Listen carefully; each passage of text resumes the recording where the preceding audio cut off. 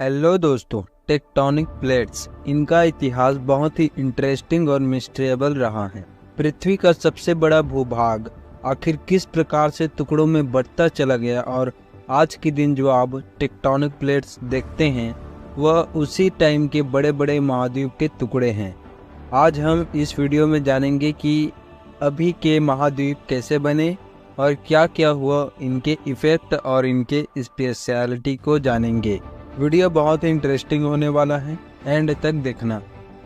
दोस्तों, सबसे पहले इनके हिस्ट्री को जानते हैं। बात है पैलियोजोइक एरा का, जिस टाइम 200 करोड़ वर्ष पहले जितने भी आप आज के दिन महाद्वीप देख रहे हैं वह सभी प्लेट्स एक प्लेट्स हुआ करते थे और उस एक प्लेट को पेंजिया नाम दिया गया था और उनके चारों तरफ के महासागर को पेंथालासा कहा जाता था। पेंजिया और पेंथालासा का मतलब क्या है दोस्तों? पेंजिया का मतलब है ऑल द अर्थ, मतलब सारी पृथ्वी, और पेंथालासा का सारा जल। पूरी पृथ्वी में कहा जाए तो एक विशाल भूखंड और एक विशाल महासागर ही था। पेंजिया लगभग 160 मिलियन वर्ष तक एक सुपर कॉन्टिनेंट के रूप में रहा। अगर हम इस तरह कहें कि इनका डेट ऑफ डेथ और डेट ऑफ बर्थ क्या है, तो इसका आंसर है date of birth Palaeozoic era में 200 मिलियन वर्ष पहले और date of death Palaeozoic era के एंड के 174 मिलियन के बाद जुरासिक एरा शुरू होने के आसपास इनका टूटना शुरू हुआ। लेकिन क्या कारण था आखिर इनके विखंडन होने का? दोस्तों, मैंने पिछले वीडियो में बताया है कि भूकंप किस कारण से आता है। बेसिकली जब दो कॉन्टिनेंटल प्लेट में टकराव या एक प्लेट दूसरे प्लेट के नीचे धंसते हैं तो वे भूकंप के कारण होते हैं। सेम ऐसे ही किसी भी प्लेट का विखंडन हो सकता है, क्योंकि अर्थ के सभी प्लेट अर्थ के ऊपर तैर रहे हैं। पेंजिया का विखंडन टाइम के साथ दो बड़े कॉन्टिनेंट में बट गया, जो नॉर्थ और साउथ था। नॉर्थ कॉन्टिनेंट में नॉर्थ अमेरिका, यूरोप और एशिया था, और साउथ कॉन्टिनेंट में ऑस्ट्रेलिया, अंटार्कटिका, अफ्रीका और नॉर्थ अमेरिका था। पेंजिया के इस दो बड़े भाग को लॉरेंसिया और गोंडवाना लैंड का नाम दिया गया, और जो उसके बीच का सागर था उसको टेथिस सागर कहा गया। वो एक उथला सागर था। दोस्तों, इस विखंडन में बड़ी बड़ी ज्वालामुखी उद्गार देखने को मिले और भूकंप भ्रंशन भी देखने को मिले। लेकिन सिर्फ यही एक वजह नहीं है दोस्तों। हम यहाँ पर 4 मोस्ट वैल्यूएबल रीजन की बात करेंगे जिनके थ्रू टेक्टोनिक थ्योरी टॉपिक असल में पूरा होता है।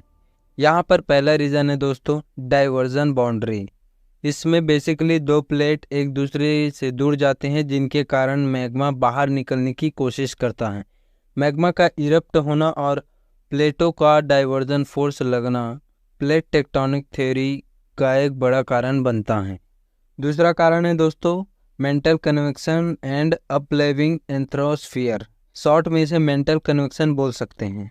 इसमें कन्वेक्शन करंट थ्योरी जितना ज़्यादा डीप होता जाएगा उतना उनका टेम्परेचर बढ़ता जाएगा, और हमेशा हाई डेंसिटी वाला मैग्मा नीचे की ओर कोर में आ जाता है और लो डेंसिटी वाला मैग्मा ऊपर की ओर क्रस्ट में। आप एक बढ़िया एग्जांपल देख सकते हैं अपने घर में। जब आप पानी गर्म करते हैं तो पानी बॉयल होने से पहले मिक्सिंग जैसा कुछ होता है।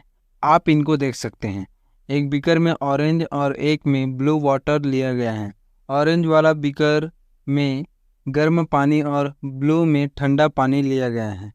दोनों को एक ग्लास के टब में मिक्स किया जाता है, और रिजल्ट जो ऑरेंज वाटर है उनका डेंसिटी कम होने की वजह से वो ऊपर की ओर आ जाता है, वहीं ब्लू वाटर की डेंसिटी ज़्यादा होने की वजह से वह नीचे ही रह जाता है। ठीक इसी प्रकार हमारे मेंटल मैग्मास में भी होते हैं। इस कारण एक भारी कन्वेक्शन करंट क्रिएट होता है। यह करंट इतना पावरफुल होता है कि किसी भी दो कॉन्टिनेंट को अलग अलग भागों में डिवाइड करने का पावर रखता है। अगर ये कॉन्टिनेंट को अलग नहीं कर पाता तो एक भ्रंश घाटी का निर्माण हो जाता है। ईस्ट अफ्रीका रिफ्ट वैली एक बहुत बढ़िया उदाहरण है। दोस्तों, हमारा बाकी दो रीजन सिमिलर रीजन पर काम करता है, जिन्हें transfer boundary and subduction zone कहा जाता है। ट्रांसफर बाउंड्री में कॉन्टिनेंटल प्लेट आपस में चिपकते हुए अपोजिट साइड में मूव करते हैं। इस रीजन के कारण प्लेट टेक्टोनिक होता है और ज़्यादातर अर्थक्वेक्स इसी ट्रांसफॉर्म बाउंड्री के कारण होता है। अगला हमारा सबडक्शन जोन। ओशनिक प्लेट और कॉन्टिनेंटल प्लेट में टकराव से एक प्लेट दूसरे प्लेट के नीचे धंसता जाता है।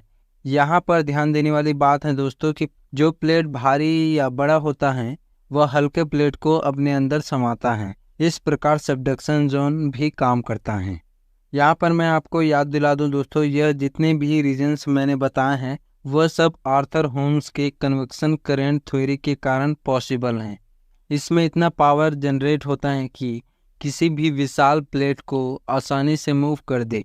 हालांकि ये काम सैकड़ों हजारों सालों में होता है।